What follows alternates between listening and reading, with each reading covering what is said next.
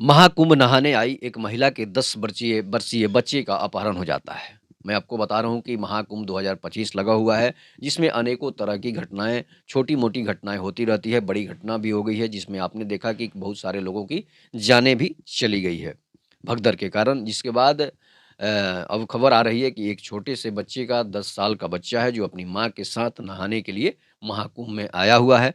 महिला जो है शांति देवी अपने सभी सहेलियों के साथ जो है वहाँ पर पहुँची है, जो जिसकी उम्र जो है 38 साल के लगभग होती है। इसके बाद उसका बच्चा जो है वो अपने घर से चलती है प्रयागराज उत्तर प्रदेश की ही रहने वाली महिला है, मानपुर उनका गाँव है और मानपुर से चलकर वो वहाँ पर पहुँचती है। पहुँचती है, कुंभ में नहाने लगती है और बच्चे को एक जगह बैठा देती है और बोलती है कि नहाकर हम बेटा निकलेंगे, इसके बाद तुम नहाना। इस बीच बच्चे का जो है अपहरण हो जाता है, बच्चा कहीं गुम हो जाता है। अब बच्चे का अपहरण हो जाता है या फिर बच्चा कहीं गुम हो जाता है, उसके गाँव के भी काफ़ी सारे लोग आए हुए थे। अब महिला रोने लगती है, बिलखने लगती है, आखिर हो क्या जाता है? इसके बाद ऐसा होता है कि वहाँ से सभी उसको ढूँढने के लिए प्रयत्न किए जाते हैं, लेकिन बच्चा नहीं मिल रहा होता है और महिला का जो है रो-रो कर बुरा हाल हो चुका होता है। इस बीच पुलिस को भी खबर की जाती है, पुलिस भी ढूँढने में लगी है, लेकिन महिला का करुण क्रंदन जो है वो लगातार जारी है, इसलिए कि उसका 10 वर्षीय इकलौता बेटा था, जो कि मानपुर से अपने गाँव से लेकर आई थी। शांति देवी का रो-रो कर बुरा हाल हो चुका है और शांति देवी बताती है कि मेरे यहाँ किसी से दुश्मनी भी नहीं है, आखिर कौन यहाँ मेरे बच्चे को लेकर यहाँ से चला जाता है। इसके बाद होता क्या है कि घटना जो तो बड़ी घटना है, अपहरण हो जाना किसी बच्चे का तो ये एक बहुत बड़ी घटना होती है। काफ़ी खोजबीन होती है, खोजबीन होने के बाद महिला की सहेलियाँ, महिला के गाँव के लोग सभी लोग वहाँ जब जुट जाते हैं, तो पता चलता है कि बच्चा जो है यहाँ से अपहरण हो चुका है। साधुओं की कुटियाओं में भी लोग छान मारते हैं, सभी कुटिया को देखा जाता है, लेकिन जहाँ पर 10 करोड़ लोग जुटे हों, तो वहाँ पर खोजना तो मुश्किल हो ही जाता है। काफ़ी अनाउंस भी करा जाता है, जो पुलिस पिकेट बने हुए हैं, जो पुलिस सेंटर बने हुए हैं, उस पर भी बच्चे की तस्वीर दिखाई जाती है मोबाइल से कि ये बच्चा जो है बस बच्चे जो हैं गुम हो गए हैं या फिर बच्चे का किसी ने अपहरण कर लिया।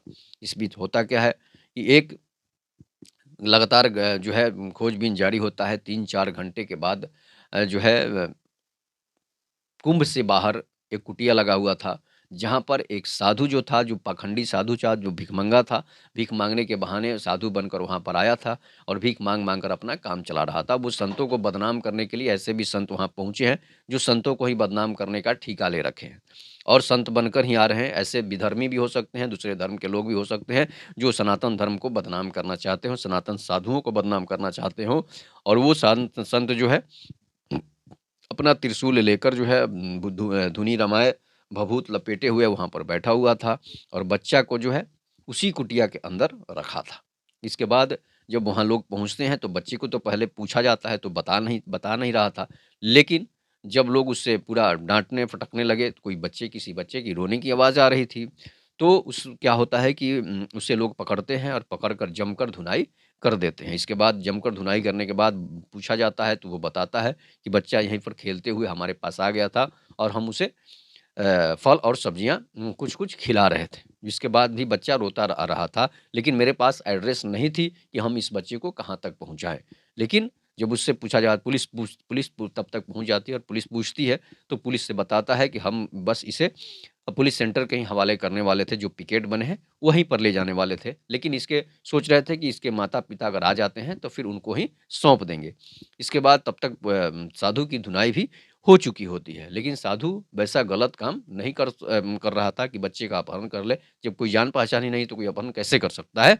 लेकिन इस बीच लोगों को ये लगता है कि ये साधु बच्चा चोर है और बच्चा को चुराने का काम करता है। ये साधु नहीं है, ये पाखंडी साधु बनकर कालनेमी की तरह आया हुआ है। तो इस तरह से साधु की एक अच्छी पिटाई हो जाती है। अब साधु के मन में क्या था, साधु बच्चे को चुराने के, अपहरण करने के फिराक में था, उसे साधु बनाने के फिराक में था या फिर वो कुछ देर बाद पुलिस को हवाले कर देता। ये भी हो सकता है। वो सोच रहा होगा कि इस साधु में तो करुणा होती है, दया होती है, तो सोच रहा होगा कि भाई बच्चे को कुछ खिला दें, इसके बाद जो है पुलिस के हवाले कर दें। अब हकीकत घटना क्या है, तो जो है उस महिला को, जो मानपुर की रहने वाली महिला है, शांति देवी को उसका बेटा मिल जाता है और वो फिर से खुशी-खुशी अपने घर कुंभ में नहाकर भगवान भोलेनाथ को धन्यवाद करके वहाँ से चली जाती है और संत जो है, संत को पुलिस पकड़ कर ले जाती है।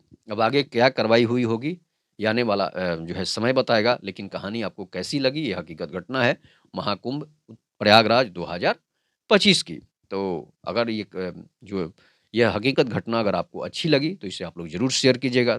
सब्सक्राइब मेरे चैनल को ज़रूर कीजिएगा। तब तक के नमस्कार। जय हिंद, जय भारत, जय श्री राम।